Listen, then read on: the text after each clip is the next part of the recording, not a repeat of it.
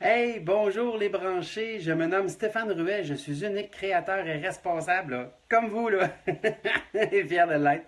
Ah, et que je m'amuse beaucoup de ce temps-là, dans ces temps-ci, je voulais dire, excusez, pardon. Je m'amuse beaucoup avec ce que la vie m'apporte comme difficulté, ce que ma vie m'apporte aussi comme bénédiction, ce que la vie m'apporte aussi comme bonheur, malheur. C'est ce qui m'a permis de développer ma conscience jusqu'aujourd'hui. C'est vraiment d'accueillir l'adversité. Euh, je dis souvent que le bonheur, c'est pas dans l'absence de l'adversité, mais c'est dans l'accueil de l'adversité. Accueillir ce qui est là, ce qui est présent, ce qu'on vit là, parce que ce que je vis avec l'adversité, elle est réelle, elle est présente. C'est moi, c'est mon ressenti, c'est mes blessures, et c'est comme ça que je développe ma conscience. Et le monde me dit souvent, comment tu fais, toi? Ben, c'est ça. Je vous donne le truc le matin, là, en ce beau dimanche ensoleillé.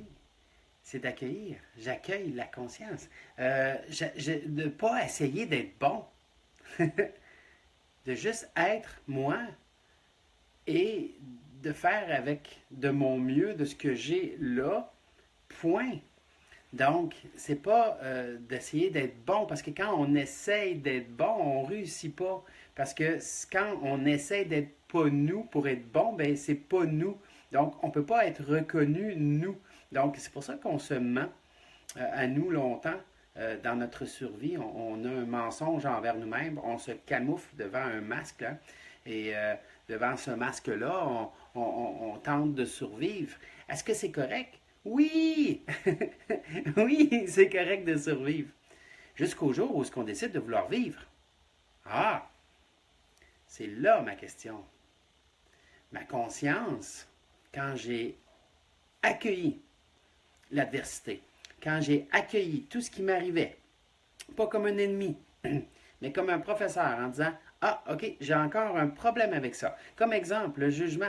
Quand je vois quelqu'un et que j'ai tendance, moi aussi, à juger, euh, je regarde la personne puis je dis, il y a quelque chose qui m'énerve. Mais là, au lieu d'être victime de ce qui m'énerve de la personne, aujourd'hui, en développant ma conscience, j'ai décidé d'aller voir ce qui m'énerve chez l'autre, mais en dedans.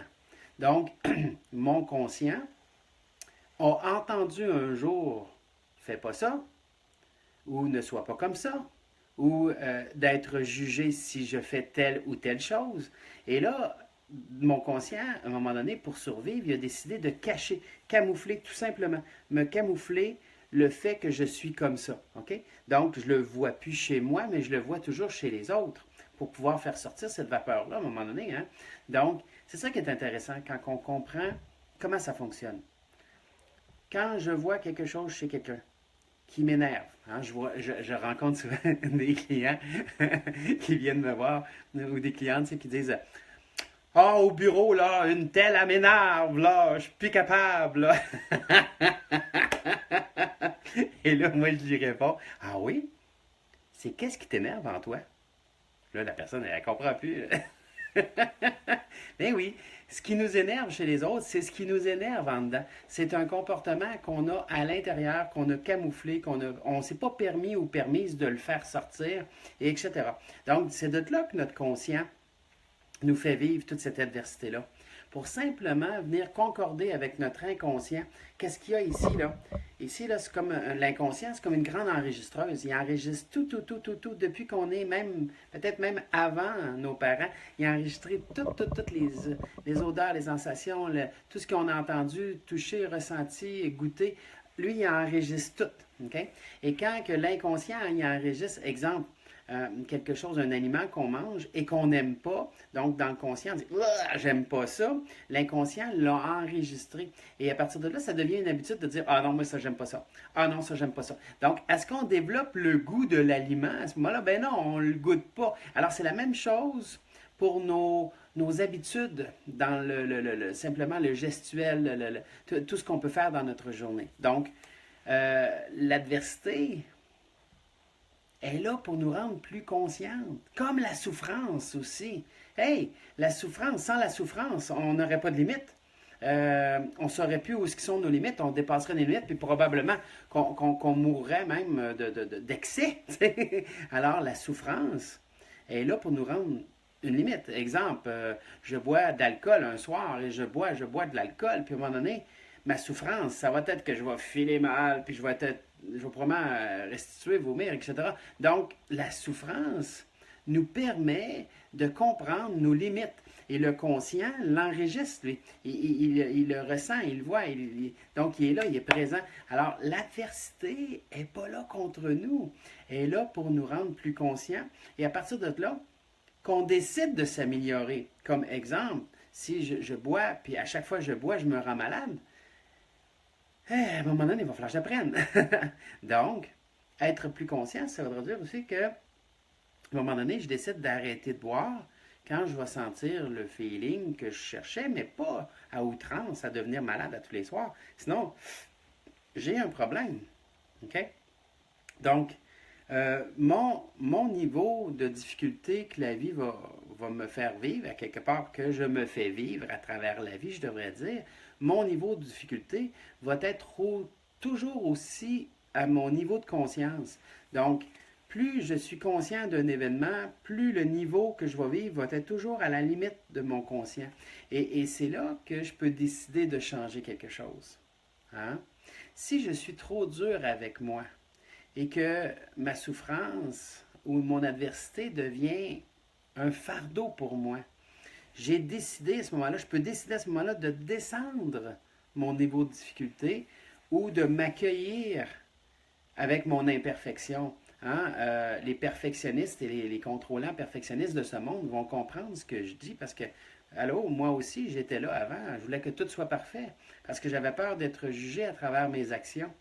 Mais en étant conscient maintenant que c'est moi qui se jugeais durement, j'ai réduit mon niveau de difficulté dans ma vie. J'accueille le fait, excusez-moi, j'accueille le fait que tout n'est pas parfait. C'est tout. Regardez, je fais des vidéos, c'est pas parfait, je me trompe des fois dans mon langage, je me gratte, je me suis fait sortir. OK, c'est pas professionnel, mais j'ai décidé d'être juste moi. Et ce que vous voyez, c'est Stéphane. Que vous me voyez dans la rue, que vous me voyez à travers des amis, que vous me voyez en faisant de l'exercice ou autre chose. Ça me surprendrait que vous me voyez à travers faire de l'exercice, parce que j'en fais pas beaucoup. C'est une blague. Alors, mon niveau de difficulté que je me fais vivre devient mon niveau de conscience. Donc, comment élever notre conscience? Bien, c'est simplement en étant de moins en moins dur avec vous. Moins que vous allez être dur avec vous, plus vous allez pouvoir être dans votre énergie, dans votre être, dans votre âme, dans votre conscience, dans votre lumière, etc. C'est tout. C'est de dédramatiser les événements parce que de toute façon, rien n'est parfait. Hein?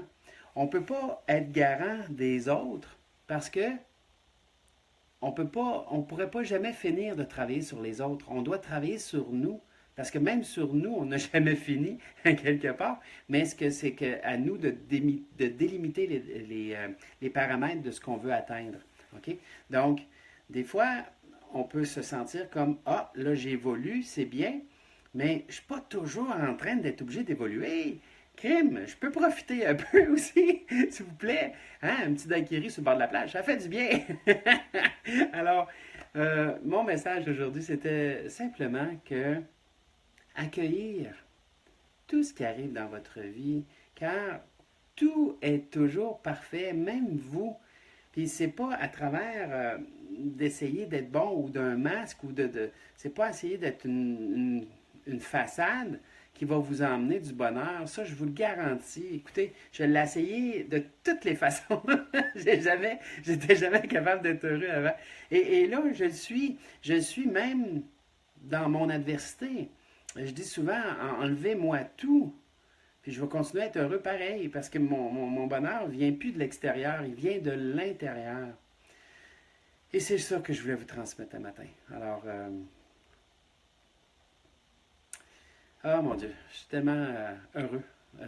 Puis je voulais vous remercier infiniment pour tous ces belles échanges-là que j'ai avec vous, puis avec les branchés, puis les événements, etc. Alors, je voulais vous souhaiter une belle journée. Écoutez, avec plein d'amour, puis soyez plus conscients. Soyez plus conscients d'être juste vous. Hein? Avant de faire un choix, là, permettez-vous de vous demander, est-ce que je le fais par amour, ça? Est-ce que ça goûte bon pour moi? Est-ce que c'est vraiment ça que je veux faire? Oui, parfait. Posez-vous plus de questions, faites-le. Et vous allez voir à quel point que l'univers va vous redonner avec abondance ce que vous avez déjà. OK? Alors, je fais juste un dernier petit exercice avec vous. OK? Alors, à la maison, là, je vais vous inviter à ouvrir vos mains comme ça. OK? Et de mettre de l'amour dans vos mains, simplement. OK? Et je vais vous inviter à envoyer cet amour-là. Mais pas à quelqu'un que vous connaissez, pas à une situation que vous connaissez. Non, non.